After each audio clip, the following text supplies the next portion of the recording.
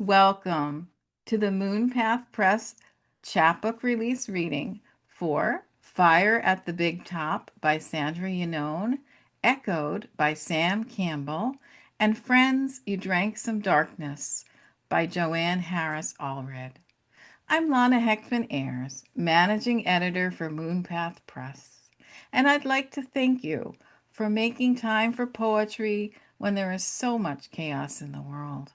And when the summer sun is beginning to beckon in many places around the world, poetry can be a beacon in a difficult time, reminding us what it truly means to be human and humane, how we can love and care for one another and for Earth and all life here on this planet.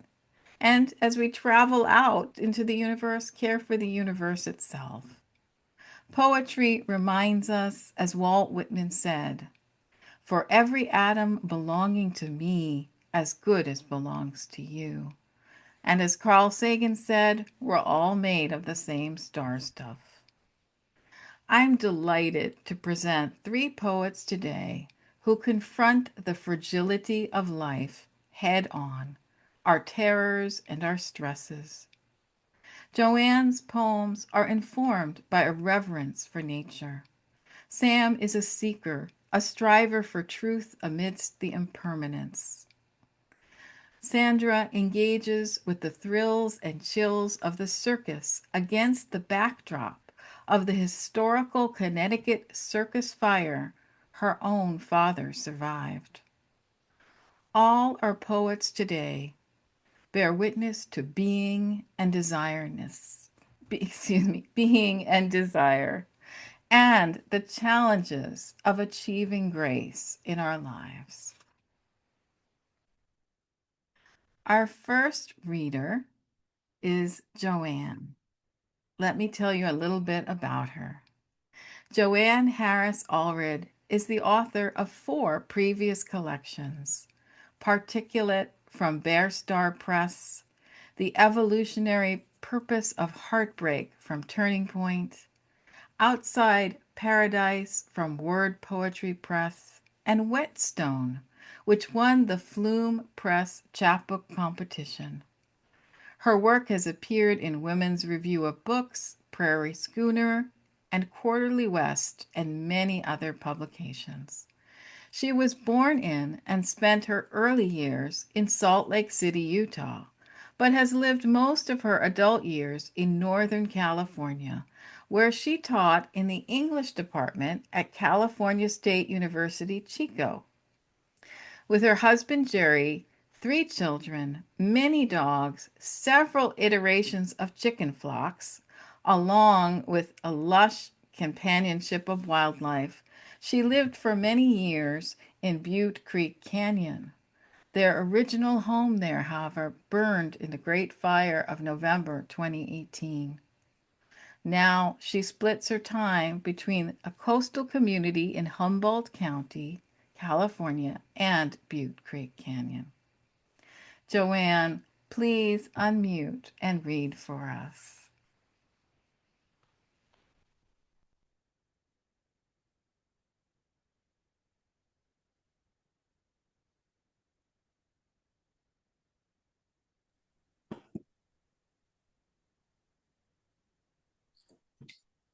Okay, I think I passed the test of unmute.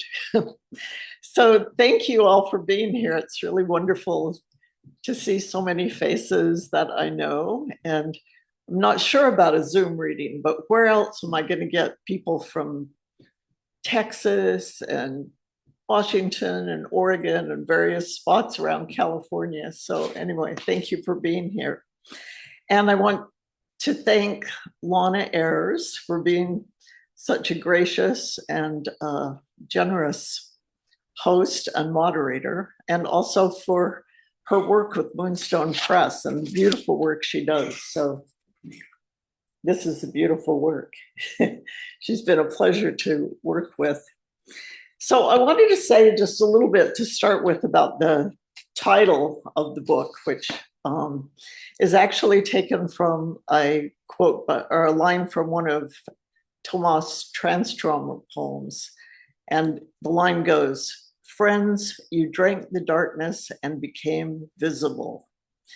So I thought it was an appropriate title for this book because so many of the poems in this book kind of explore and poke at the boundaries between seeming dichotomies, the visible, the invisible, darkness, light, the spiritual, the material, life and death. You know, just fluffy, easy stuff. So that's what you could expect of the poems, of course. So I'd like to start with a poem called William Blake's Birthday. And I'm sure you're familiar with Blake, but I will just remind you that he was late 18th century, early 19th century poet who really kind of broke the mold for what was happening in his time. It was very much the rationalist zeitgeist of the time. And you could say a lot of things about William Blake, but probably rationalist would not be the one. He's thought of as being one of the first romantics. And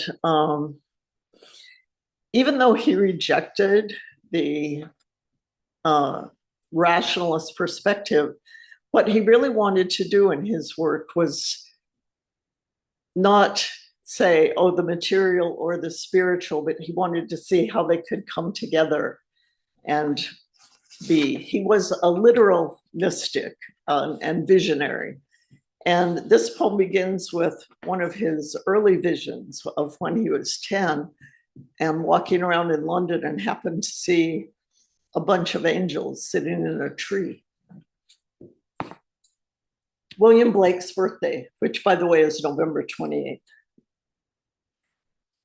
When Blake, aged 10, saw a tree filled with perched angels, I imagine it looked something like the flock of turkey vultures in a bare oak, drying their unfurled wings after a night of rain I spotted driving to work one morning. In his time, everyone considered him mad, but I'm willing to trust he witnessed something amazing.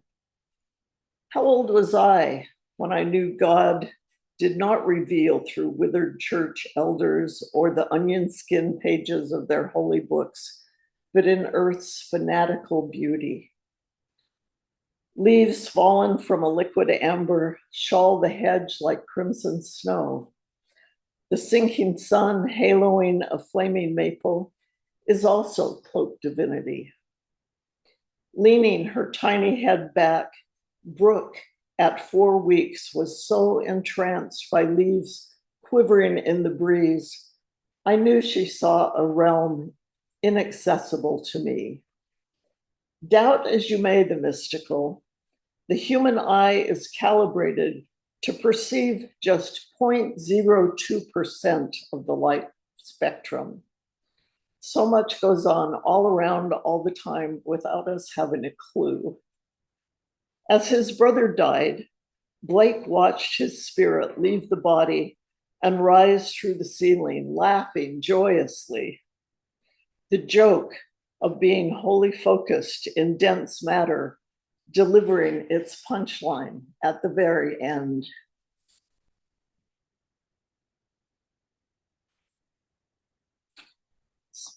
Thank you. So I'll use Blake again as a transition to the next poem.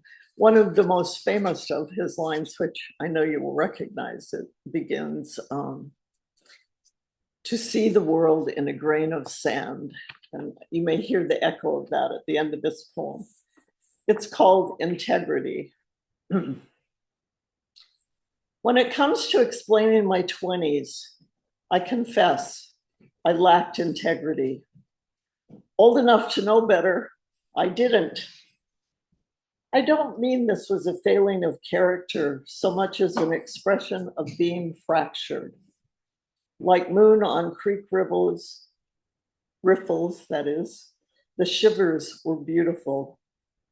I surely had a center, but it was lost in a tangle of brambles, I was ruthless as blackberry thorns in my deceptions, cool as river stones in my lies. In my 20s, I shed my childhood religion, its lizard scales unable to stretch any further. Shimmying out of that chainmail, I stripped to raw abandon. Only the wild moment mattered, the world I was waking to. My pole star was lush meadow grass, truth, an evolving proposition. In my 20s, I exploded innocence. Its filaments, like blown dandelion puffs, left seed where they may. In a gravel patch, one or two seasoned into wisdom. On the sun-struck shore of a mountain lake, stoned and sifting sands through my fingers, I saw everything connected. Each dazzling speck, each of our small lives, a splinter of one whole shattered mirror.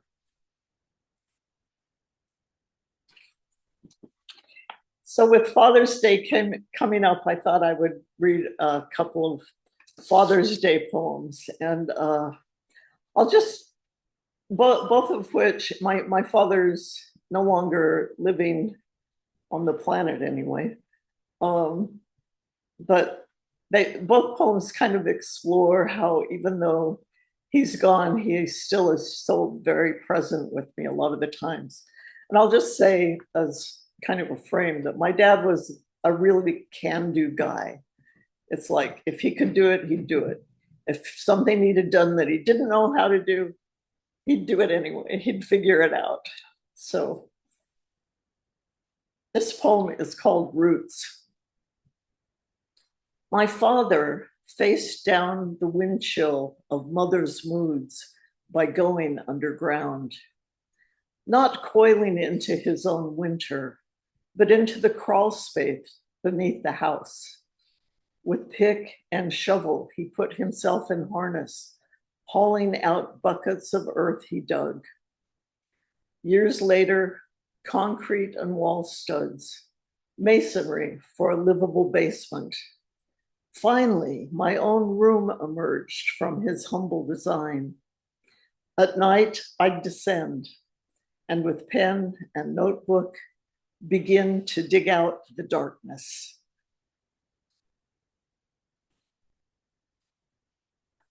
See, I can write a short poem.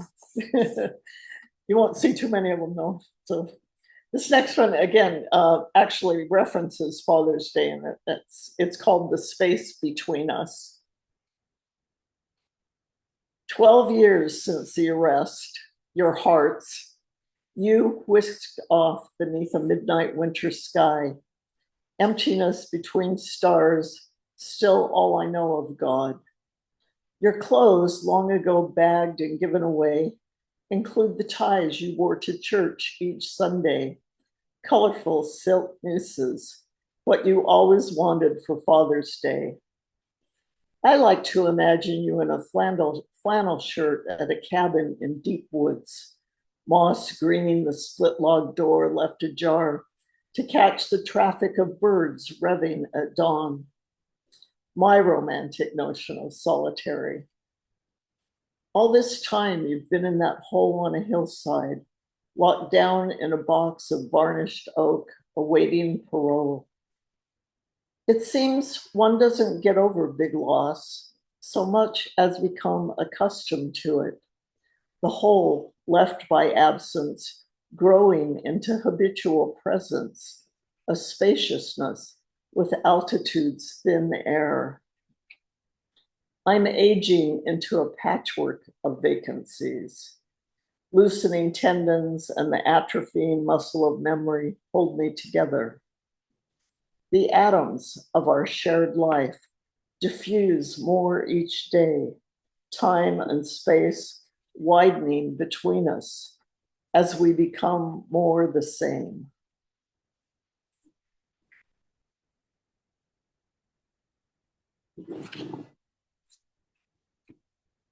So some of the poems in this book talk to the soul or try and figure out, address questions about the soul and what is it and why doesn't it speak up, stuff like that. So the poem I'm going to read is Questions to the Soul, and it is, addressed to the soul. Questions for the soul. I've been listening into your silence, wondering if yours is the lost language of bone or dust. Perhaps your voice, like a spray of dandelions seeding, is beyond my register. Do you converse only in radiance? I've seen starlight pour down over a stand of pines while an owl posed its riddle to another across the field. And though the moment felt soulful, it was not personal. Has that been my fallacy? Supposing you are individual, discreetly mine? I've taken your reticence for a kind of betrayal, you, an aloof passenger, refusing to pay the fare. But maybe I'm the writer, clutching your comet tail as a toddler grasps her mother's hand. Once a perfect web pearled with dew caught the early sun in teardrop prisms, stopping me in my tracks. The weaver was wholly concealed. The soul is ambitious for what is invisible, says a poem I love. Is that why you stay incognito, hidden within the ordinary? And continuing on with questions of the soul, I'm going to read the first section of a longer poem, which I wrote in response to reading again, which probably all did in college once, but then I was curious. Ralph Waldo Emerson's long essay called The Oversoul. And what I would say, a succinct definition of what he might call the oversoul, which he took pages and pages to explicate, is simply that within man is the soul of the whole. And I'm sure he meant woman too, but he was of that age. So I'll just say in the middle of each section, in the middle of this is actually a quote from the essay. And so I'll try to sound Emersonian when I get to that part so you can hear it. Reading the Oversoul. Fog peels back from the headland where I'm perched, revealing 3 seals tumbling in waves at the river's mouth. Then they slip back into the unseen. We catch only glimpses of what's underlying. Things signify, then diffuse. We see the world piece by piece, as the sun, the moon, the animal, the tree, but the whole of which these are the shining parts is the soul. A harbor seal barks near riprap where the mad river banks to join the sea. 50 fat, flippered logs lie beached on a dune across the stream. Overlooking the surf, haze brightening all around. I breathe mist in. It pearls my hair, not separate from what enfolds me. And the last poem I'll read is actually the first poem in the book, but it is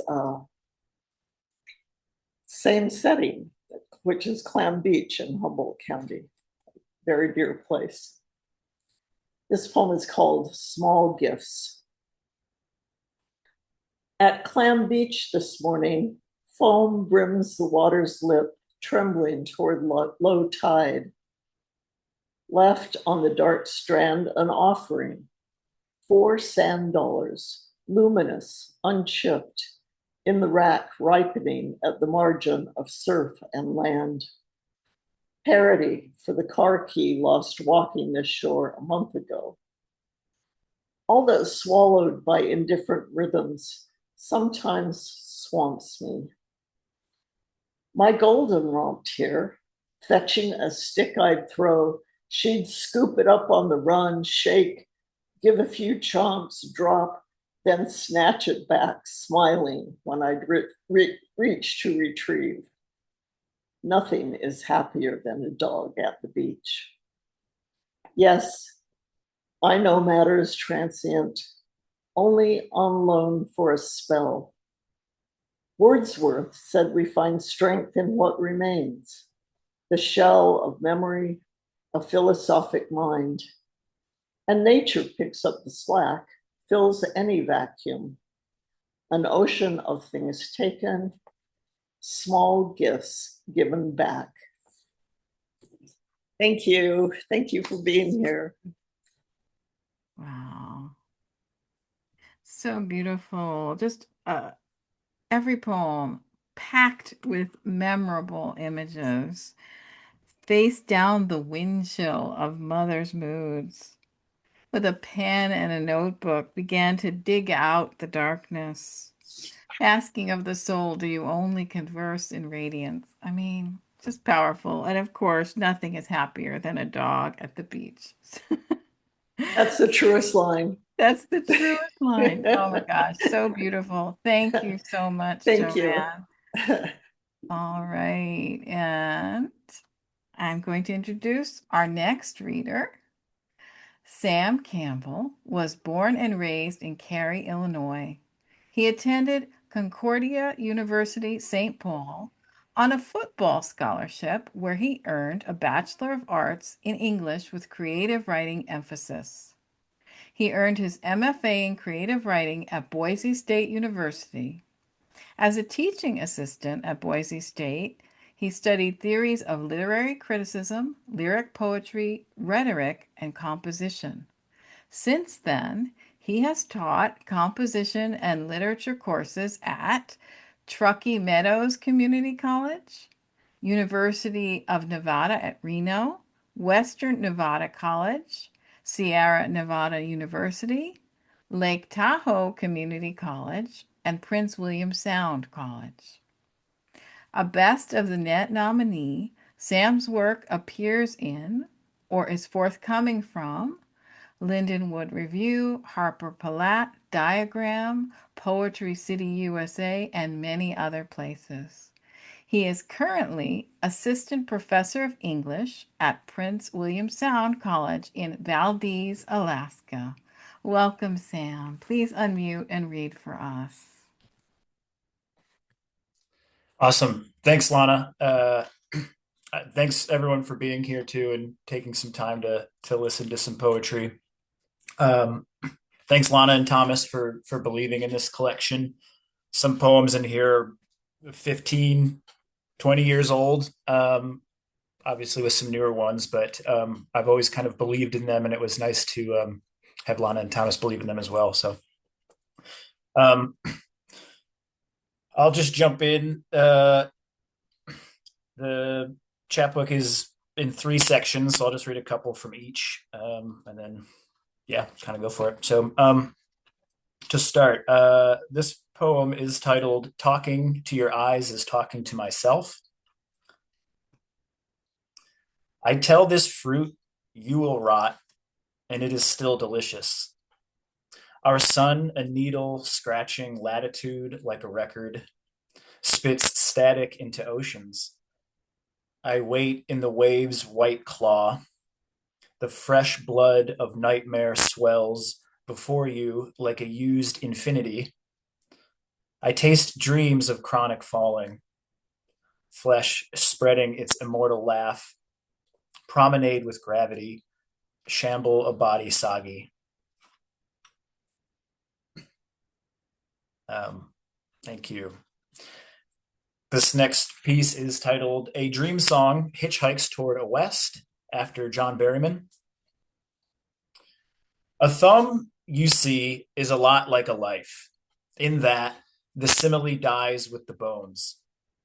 Tawdry, the attempt to reconcile what will be left behind with what will never leave.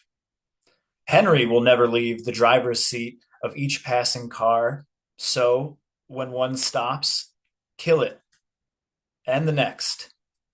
And so on this road, bloody crawls in ideation that progress is measured from its beginning outward, reaching from an eye with a delusion, and I will call it a delusion, that its destiny is to be found and is not that of the tumbleweed, which it is, rolling dead across a road and smashed by Henry's car to manifest the only impediment necessary for discovery, the thumb and its bones.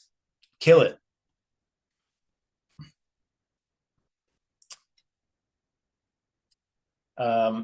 This next poem is titled Morning Embers.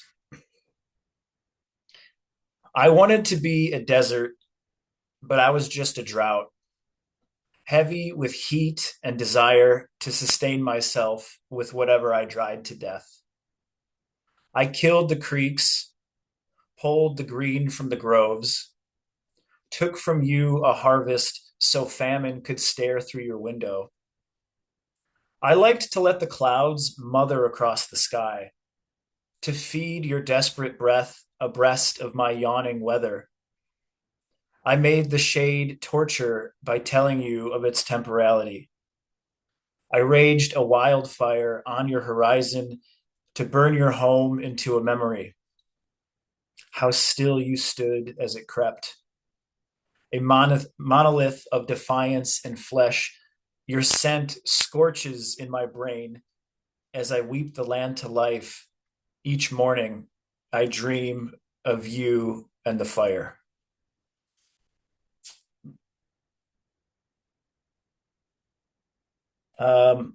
So this next poem starts off the second section of the collection. And this poem is titled An Alarm Clock of You Humming a Lullaby. To assume it all happens in New York City is to pack the dishwasher incorrectly. Juxtapose bowls and forks, glass and Tupperware, cattle and cabs. Wake up and step in a puddle, soaking socks with dirty dishwater. This shit place and these shit appliances. Readjust, realign, resume today with yesterday's work. Select cycle. Los Angeles? No. Des Moines? No. Coeur d'Alene? No. The only community I want is to string a kite from the sorrow nipping in my belly. Chuck it into a gale ripping through the entrails of sky. Open me how grief opens time, stretching memories until their ends seem like an impossible reality. How fucking unfair to forget you like that. When the wind dies and I fall in a field to which we have never been. Uneasy in silence, I'm alone in the cold, thin air, thinking you've run through this grass before. So I stare at the brush to manifest your face poking through, undead and together. Ants are infesting the brown bananas in the kitchen, so I throw away such delicious potential and blame my addiction to all this leaving. Select cycle. Chicago? No. Winnemucca? No. Bellingham? No. Through the field, a river shimmers in the bloated summer sun, despite its rush hushed to a whisper from the dam and drought. A trout surfaces for caddis, or an escape, a chance at flying into the sun. The trees reach with their arthritic arms only to reflect their age in what's left of the water.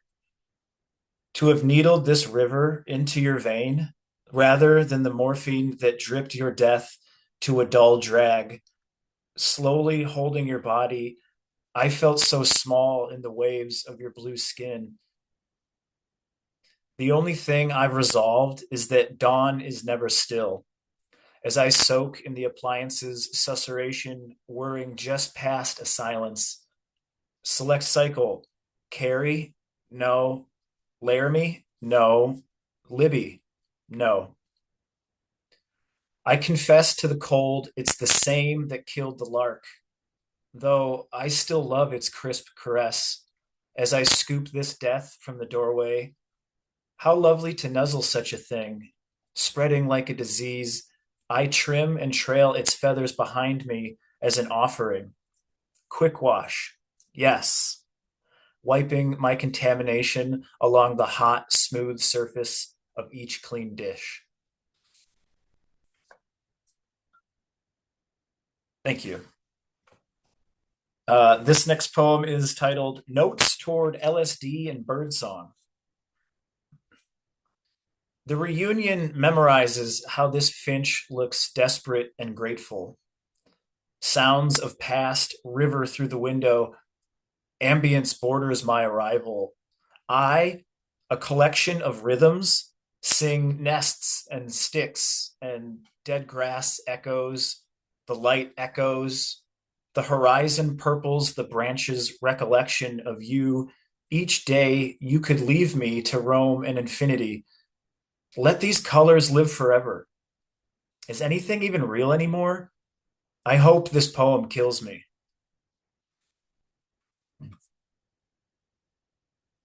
Thank you.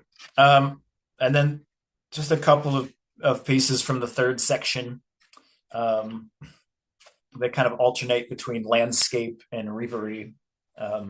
So the first one, landscape. I lean my ear to the horizon, to the plume of smoke from a distant forest fire. I wait for an epiphany, an answer from a vista. It's internal. There is nothing here, and there never will be. So I sulk on the descent. Nothing new captured, but time spent with the trail.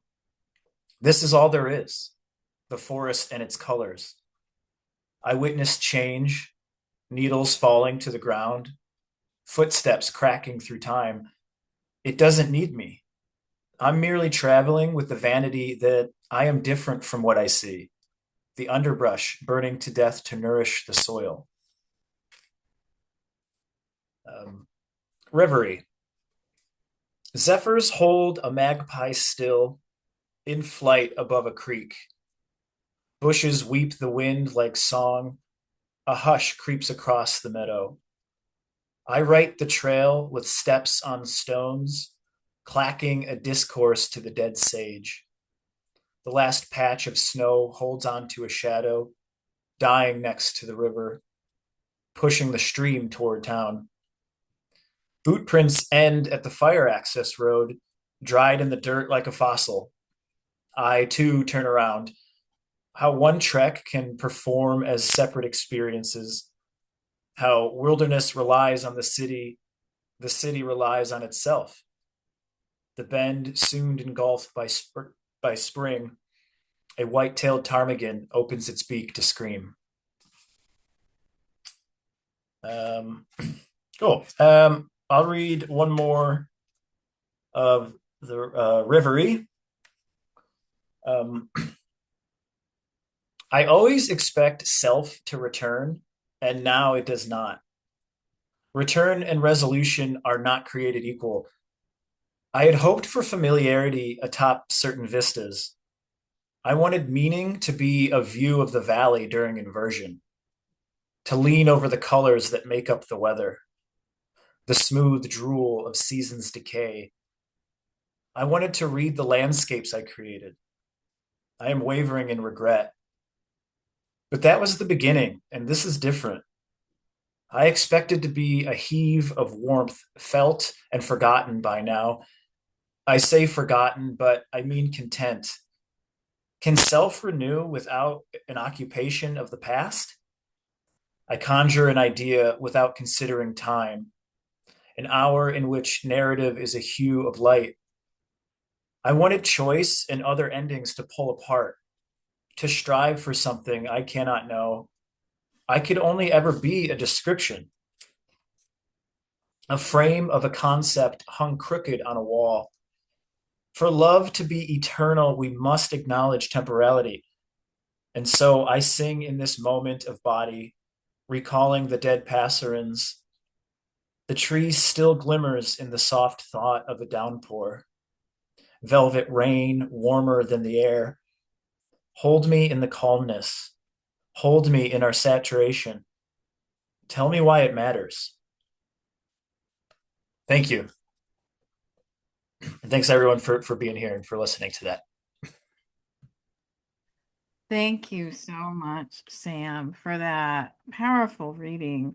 Um, there's just such memorable titles throughout your book, not the least of which is Alarm Clock of You Humming a Lullaby and Notes Toward LSD and Birdsong. I mean, such great titles. Not to mention really surprising images and metaphors. Like I never know where a Sam Campbell poem is taking me, but I'm always glad I've gone. To assume it all happens in New York City is to pack a dishwasher incorrectly. Man, that is so cool. Love, love, love it. Okay, well, now I will tell you a little bit about our next reader. Sandra Yannone lives bi-coastally in Washington State and Old Saybrook, Connecticut, where she serves as the poet laureate. In 2027, she'll become managing editor of Connecticut River Review. Salmon Poetry published The Glass Studio, her most recent full length collection, and her debut collection, Boats for Women. She also published with Salmon an anthology as co editor of Unsinkable Poems Inspired by the Titanic. Now, I mean, this is just such a great anthology. Everybody should read that.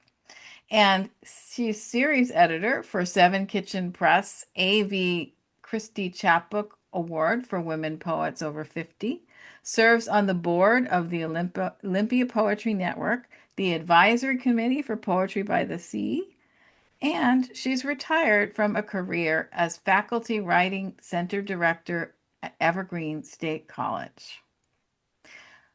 Her poetry and book reviews appear internationally in print and online in such places as Plowshares, Poetry Ireland Review, Swim, and many others. She co-founded and continues to host an online reading series that is intercontinental, intercultural, intergenerational called Cultivating Voices Live Poetry. And if you haven't checked it out, check it out. Great series. And this is really cool. If all this isn't cool enough, Headmistress Press honored Sandra as card number 85 in its Lesbian Poets Trading Card Series. That is just cool. Hands down cool. Sandra, please unmute and read for us. Thank you so much, Lana. And not just because Risa is here, but that to be a trading card is the coolest thing. I never knew I had the aspiration, and I'm super grateful. So, yeah, well, thank you again, Lana and Thomas and Tanya for bringing this chapbook into being. It's a really interesting journey as to how I arrived to write this. It's been something, a family story for many, many decades, and I've only first learned about it that my father had survived the fire when I was 12 years old, and he only mentioned it once in passing. You'll hear a little bit about that kind of lore with some of the poems. And I'll, the beautiful thing about how MoonPath allowed, encouraged and invited and really cultivated this chapbook well beyond what I could have imagined is as we were putting it finally together, Lana, knowing my penchant for history, encouraged me to write what I call an overture in the book, which tells you a little bit about the history of the fire. And so I'm so grateful that there's an opportunity to share all of that as well, narratively, as well as with the poems. And I'll just show the cover as well. This is an original piece of artwork that was done by my friend Roxana Groves. and she was inspired by some of the original photographs. And behind me is actually an original photograph of an aerial view of the fire after it had happened on July 6th, 1944.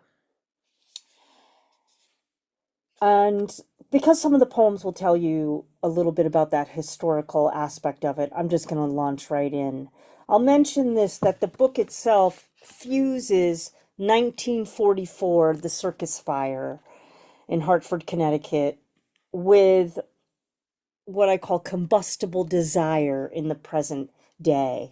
So I'm going to read some of those poems about my father at the fire, as well as bring us to the present with the combustibleness of fire. That's part of a sonnet crown, but it takes about 15 to 17 minutes to read the whole crown, so I'll read only an excerpt. This is the first poem I'm going to read is called Phantasmia. And you'll learn if you don't know what the word means, you'll learn by the end of the poem. Phantasmia. My father swore up and down for months on end that he smelled something burning from downstairs in the basement, and begged me to go down and check the furnace from 1 hour to the next. Can't you smell it? He'd plead with the bleeding heart of the boy he once was, before turning into the man who would rush into a building blazing in the middle of the night and come home in the morning for fried eggs and bacon. He liked his bacon burnt. He liked his toast burnt. He liked everything he ate burnt. I'd sit next to him at dinner as the sun broke down and have to break the news gently that there was no fire climbing the stairs from the door shut tight behind me. He'd glare at my mother and ask her the same, as if she would betray my plea, tell him the impossible truth. Are you sure? He'd switch back to me. He couldn't believe I didn't smell something as horrid as what wouldn't leave him alone. These were the late years, on good days, when he'd volunteer the story of the big top burning to the ground, claiming he spotted a flame's initial rise up a seam as he watched the Wallendas scale the ropes to begin their famed high wire act.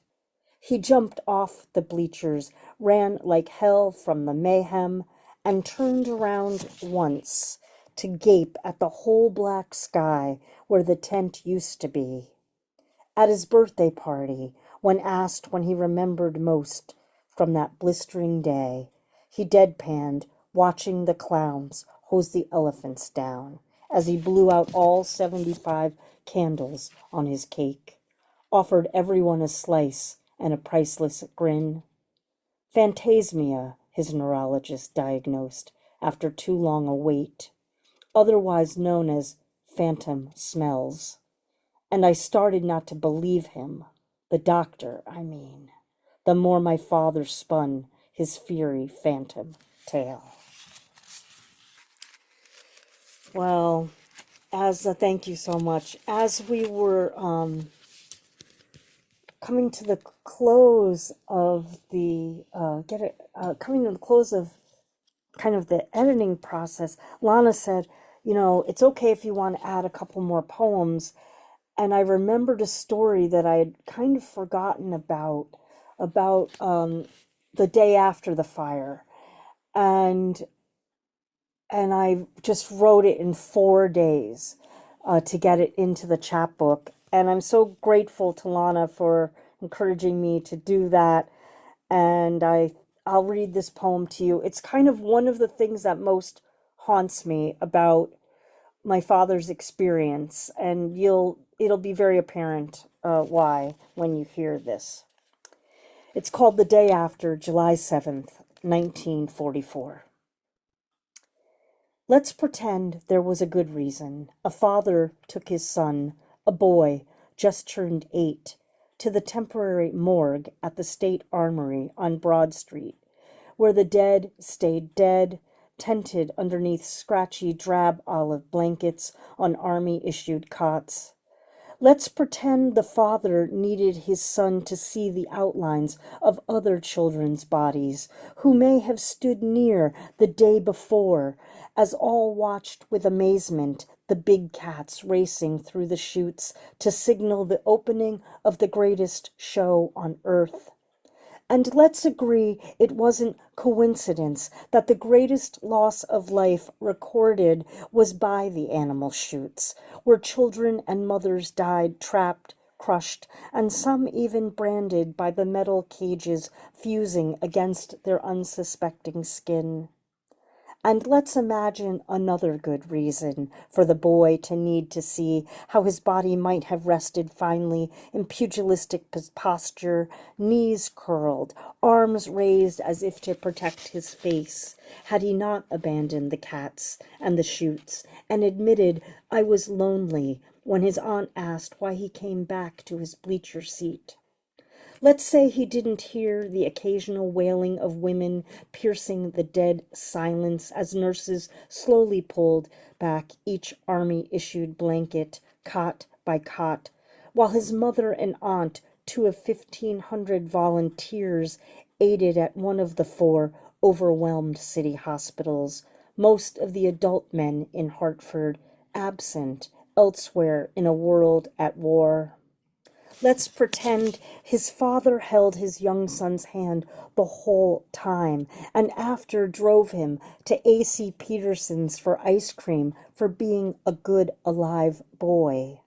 Let's say the ice cream was pistachio, his favorite flavor, appeasement for the boy's disappointment at the circus lost before his eyes before the second act.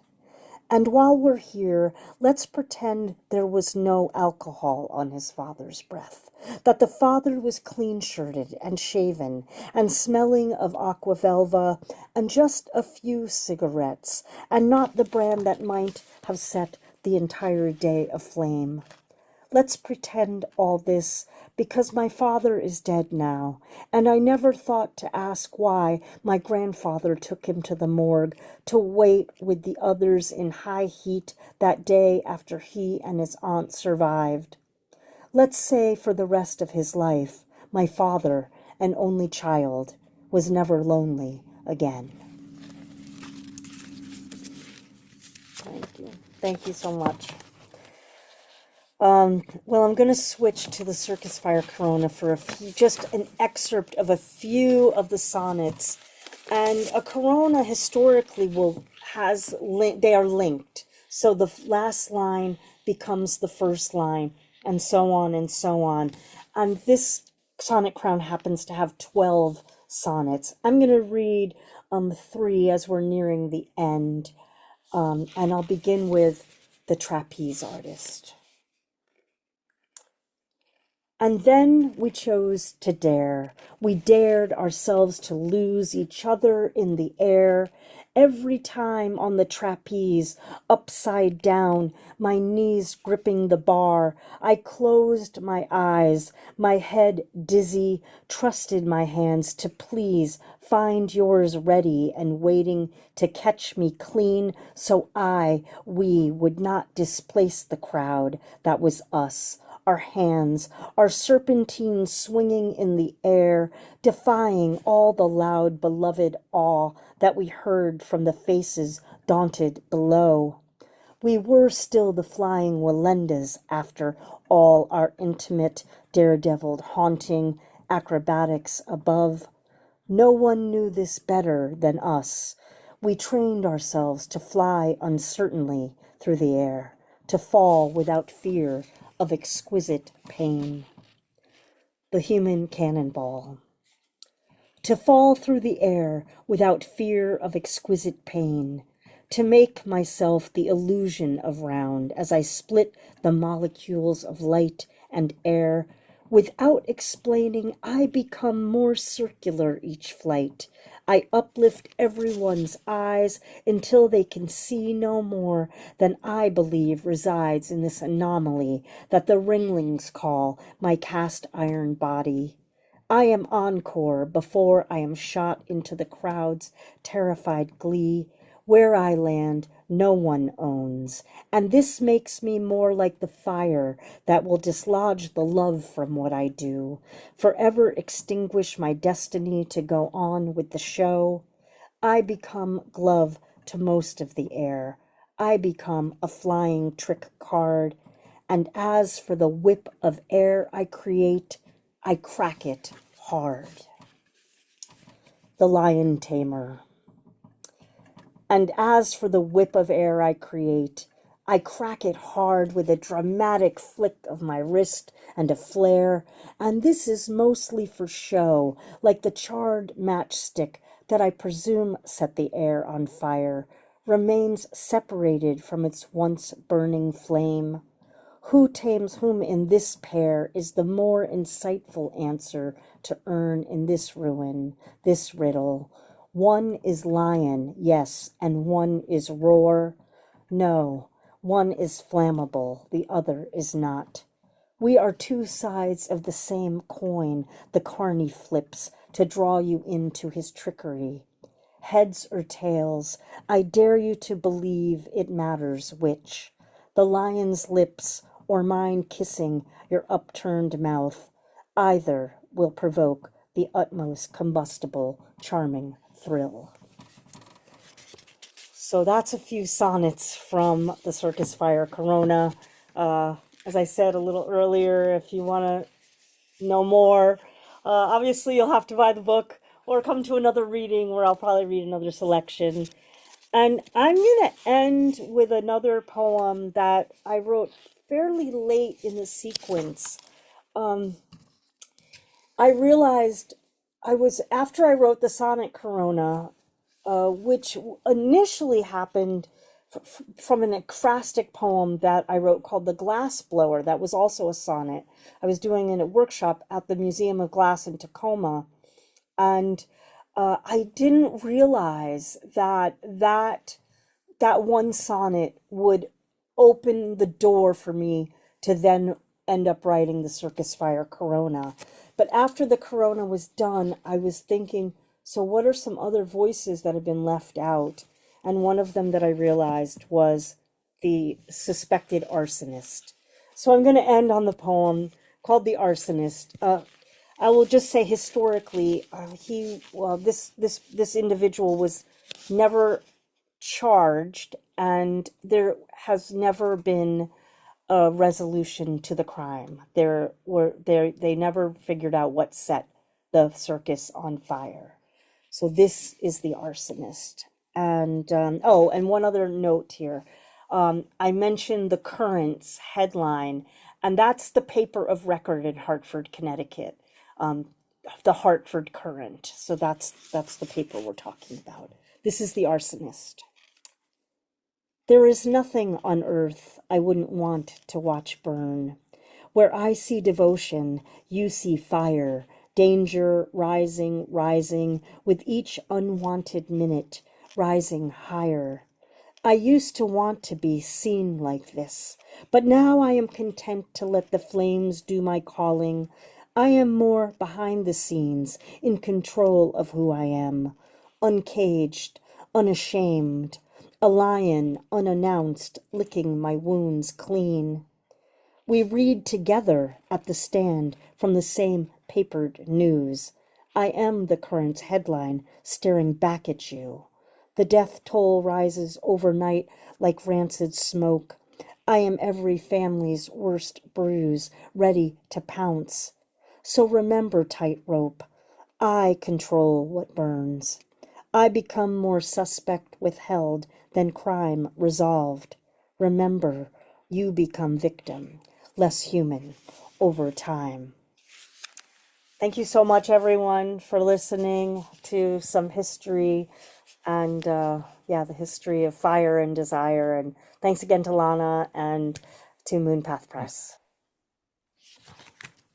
Thank you so much for that impassioned reading, Sandra. It's amazing how you can embody each of the circus performers in your sonnet crown, and bring across just as I said in the introduction, the thrills and the chills, the desire and the fear embedded in that desire. I just love that. And um, also being able to embody the mind of an arsonist, where I see devotion, you see fire. Wow, that's just so incredibly intense.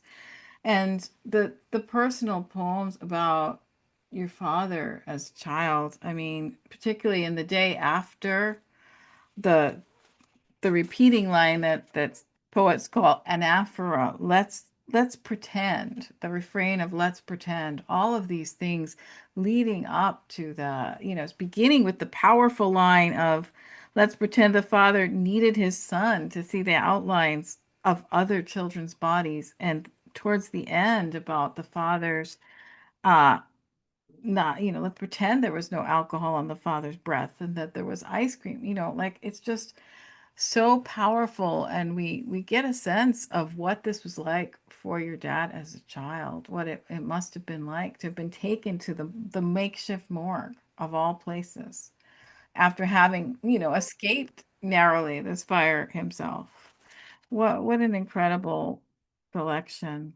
um Before we close, I'm going to ask each of our poets to sing us out with one more poem. But for now, if there's anyone who wants to make a comment or ask a question of our poets, you can raise your virtual hand, raise your real hand. You can just kind of unmute and say a word and jump in. So please feel free to do that now if you have any questions or comments. It's okay. You don't have, it's okay if you want to do it off camera. You don't have to be on camera. Um, Anyone have any questions or comments? I'm not seeing any hands. I'm seeing some applause. Okay. I see lots of applause. Well, I have a question, which you know, these are all very serious chapbooks that embrace concerns about loss of meaning, about tragedy, about death, about finding a place to really hold oneself in this life, in this world. Um, can you say a little bit about how you feel poetry has a significant role in sharing difficult subjects in poems?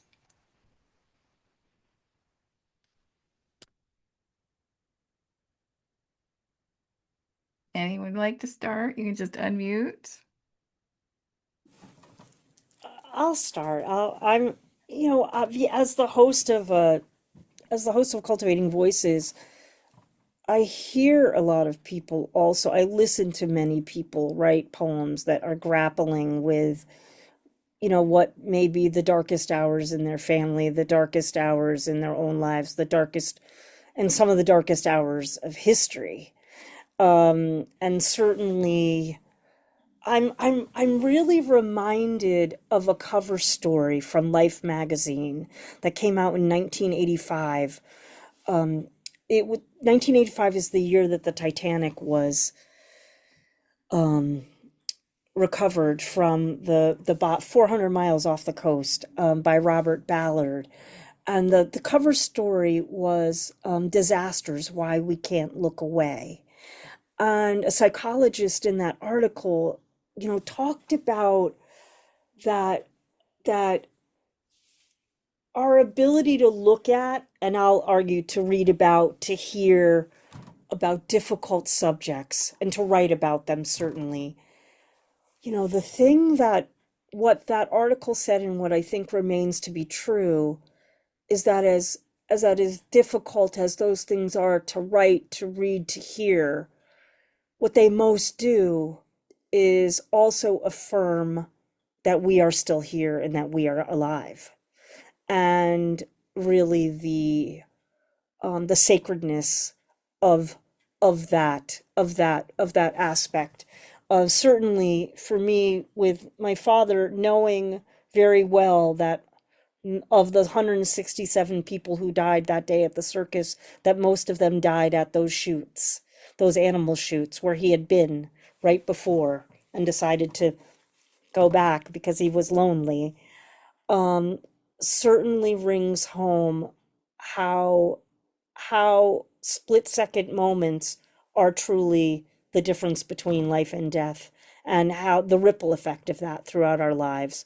And I think that poets are particularly well attuned to explore those moments and anchor the power of living, the power of living.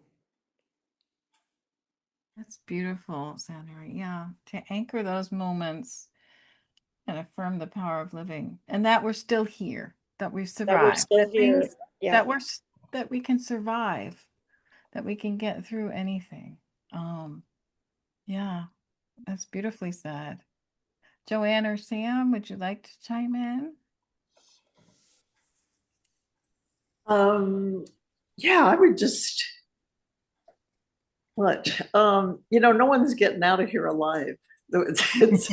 We're just talking about, I don't know anyone who hasn't what encountered something they'd rather not, or that we might think of as destructive or whatever. And for me, I think writing about those things is a way to put them in perspective, into that bigger perspective, which is for me often the natural world, which is, that's how it is. And to see how there is still joy and beauty in that. And sometimes the very worst things sharpen our sense of beauty. So, Mm, and that's also I'm not wholly convinced we have a great deal of choice about what we write. It's like, you know, we write what we get. At least yeah, that's my experience. And be grateful for it. yes. Well said. Yes, that's true. We write what we need to write. Yeah, and I love what you said about the very worst things sharpen our sense of beauty. That's just stunning and so true. I mean, I feel like I need to write that down in my little quote book. It's a really powerful statement. Oh, thank you, Joanne. And Sam? Yeah, I would just kind of build off of what everyone's kind of already said of the idea of humanness, and what it means to be alive, in our experience. It all kind of hinges on or can be translated through our use of language. And I think that like humanness and language are so connected that it just kind of lends itself to the genre of poetry where that language is sort of heightened and celebrated. Um, whether that be through certain devices, certain formulaic restrictions or not. It's just the kind of using our humanness and language to investigate what that continues to mean, Hmm. can be a really powerful tool, to kind of make sense of these moments and these Hmm. events. So yeah, I kind of find that in exploring the tools we have with language in order to kind of make sense of confusing emotions or moments or ideas, Hmm. is one way to better understand it. And then obviously reading others poetry or kind of cultivating that empathy for other experiences and lived experiences can be really fruitful. So yeah. Yeah.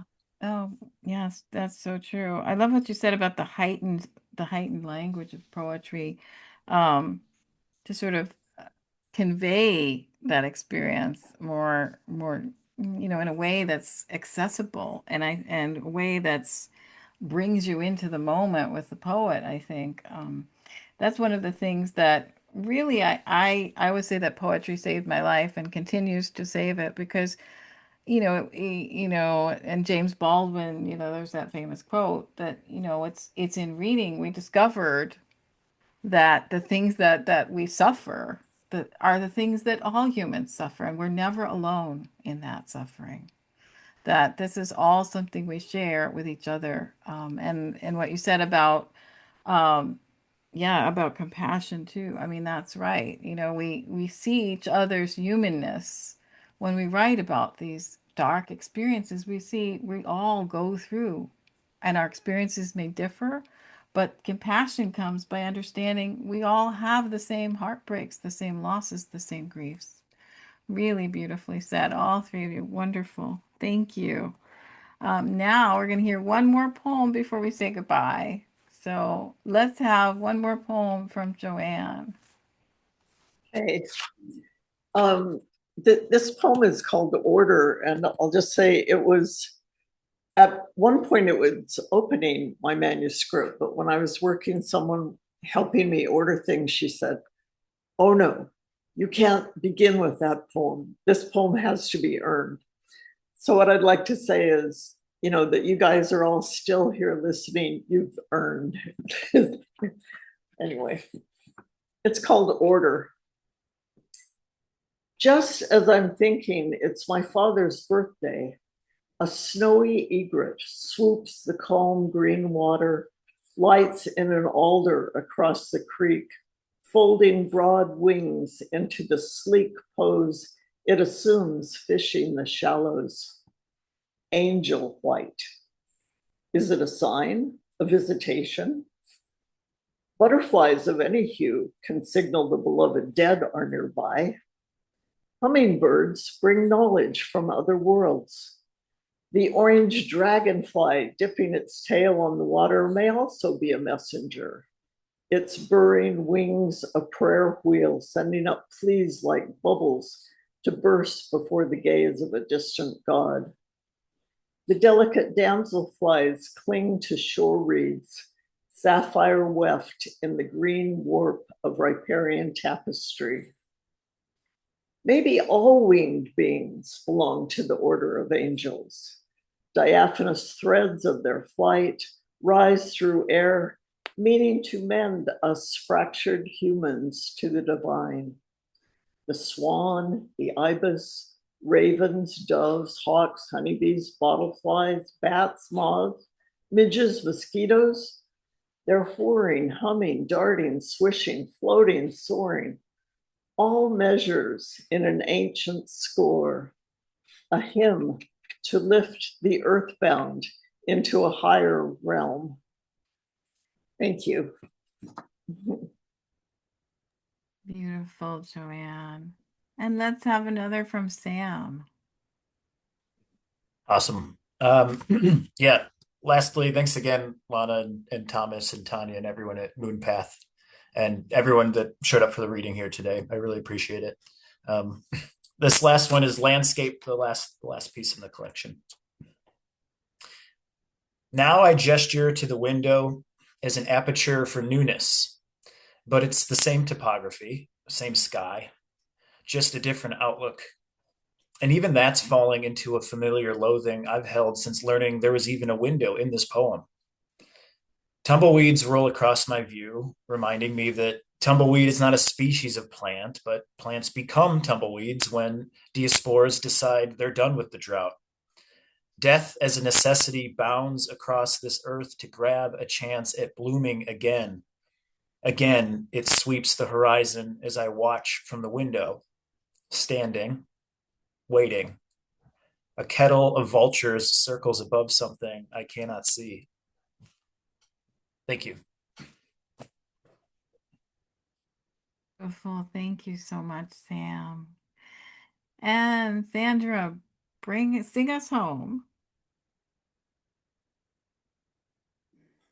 Thank you again, Lana, Thomas, and Sam and Joanne. How amazing to read with both of you, and to be in the company of many press mates here this late afternoon for many of you, and evening here in the East.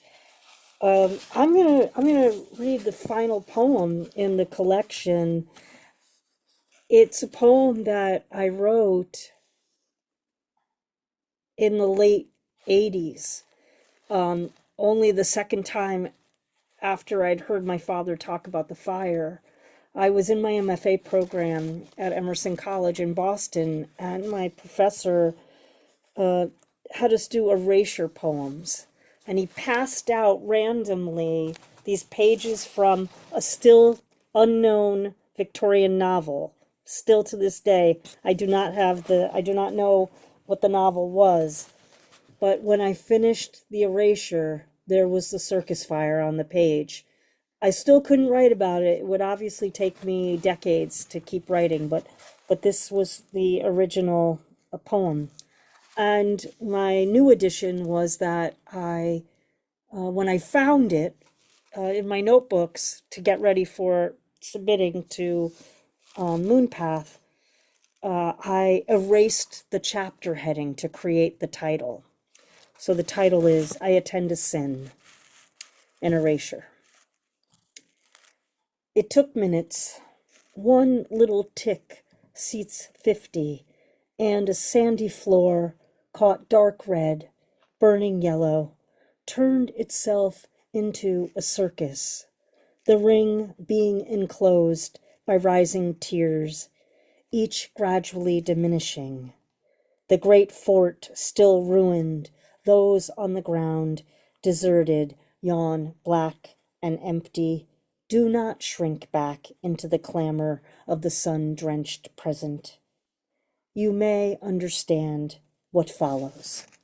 Up a flight of coolness and shadow, the light emerged beside a road. Beautiful, beautiful. Thank you so much. Again, thanks so much to MoonPath Press poets Joanne Harris Allred, Sam Campbell, and Sandra Yannone. And thanks to all of you in our audience for being here. A poem is only ever truly complete when it has a listener or a reader. I hope you'll support the poets by getting copies of their books through the poets themselves or your favorite bookshops, brick and mortar, or online. And I hope we'll see you back this fall because we're having more Zoom readings from terrific MoonPath Press poets as well as another sister press, World Enough Writers Press. But until we meet again, may you find poetry everywhere you look, and may kindness go viral everywhere on earth this summer. Be safe, take care, bye for now.